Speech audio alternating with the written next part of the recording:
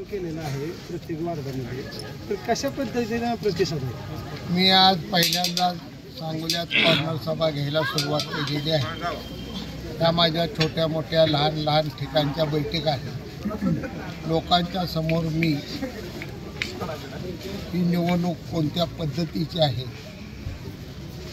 हा विषय घेऊन चाललो आहे.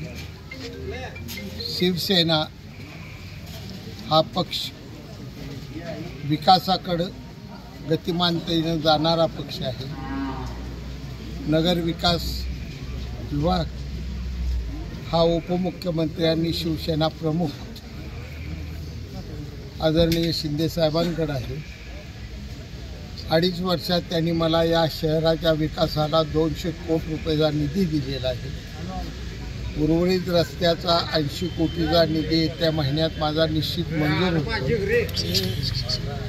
आणि पुढं सुशोभीकरण आणि वेगवेगळी काही माझ्या संकल्पना आहेत, ज्या मी उद्याच्या 30 तारखेच्या शेवटच्या सभेत माझ्या स्वप्नातला सांगोला या हेडिंगखाली भाषण करणार आहे. आणि तो मला सांगोला शहर अशा पद्धतीनं मला बनवायचं आहे, घडवायचं आहे.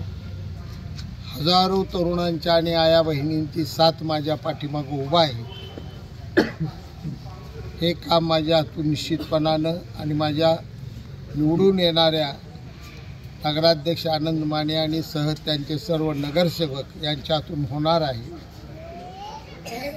मला या तालुक्यात राजकारणाला 45 वर्ष झाली. 60-70 वेगवेगळ्या प्रकारच्या मी निवडणुका लढवलेल्या आहेत. सर्वाधिक उत्स्फूर्त प्रतिसाद असलेली शिवसेनेच्या बाजूनं झुकलेला तरुण वर्ग, महिला वर्ग आणि सर्वसामान्य नागरिक आणि खास करून व्यापारी वर्गानं मला मोठ्या प्रमाणावर पाठबळ दिलेलं आहे. ही निवडणूक ही आश्चर्याचा धक्का बसेल अशा मताधिक्यानं निवडून आणणार आहे आणि जनता एवढा मला आशीर्वाद देणार आहे असा माझा जनतेवर भरोसा आहे.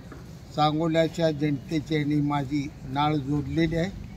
जनता मला एकट्याला वाऱ्यावर सोडणार नाही असा मला विश्वास आहे. उद्या 30 तारखेला बापू मुख्यमंत्र्यांची सभा होत आहे. त्यांच्या पक्षाचं काम आहे. त्यांच्या पक्षाचा प्रचार करण्यासाठी माननीय मुख्यमंत्री आदरणीय देवेंद्र फडणवीस साहेब येतील अशी बातमी आहे. आणि आलं तरी तो त्यांचा प्रचाराचा भाग आहे, आमच्या प्रचाराचा वेगळा भाग आहे. यात काय वावगं वाटायचं कारण नाही. बापू नगरपालिकेला भाजप आणि शिवसेना युती तुटली खरं, पण रणजितसिंह निंबाळकर खासदार जे आहेत त्यांना तुम्ही 15,000 मताधिक्य दिलं म्हणतात तालुक्यात. त्यांनी ब्र शब्द काढला नाही देऊ, त्याला काय सांगा? रणजितसिंह नाईक निंबाळकरांकडून मला त्याची अपेक्षा नाही. त्यांनी बोलावं अशी माझी अपेक्षा नाही. कारण स्थानिक पातळीवरच्या निवडणुका आहेत. आज तिथंही भाजप विरोधी शिवसेनाच लागलेला आहे, इथंही भाजप विरोधी शिवसेना लागलं आहे. त्यामुळं जे ते आपापल्या भागापुरतं बोलत राज्याचं कोण बोलणार.